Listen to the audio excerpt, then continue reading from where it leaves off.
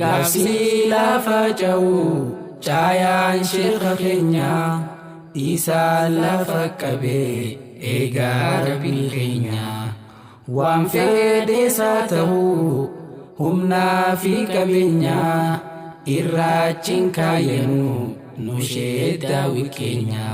Yaa sheekha damtula waaseen irraanfannu silas numa deeman barnaa biyyiin faanu dhugaa barsi booda barjiraachuun feenu lubbuu takka tahe kanaaf mala goonu durra jiraachuun wayyaaf nuqa sabri baannu malee yaa ummata barduu an soda.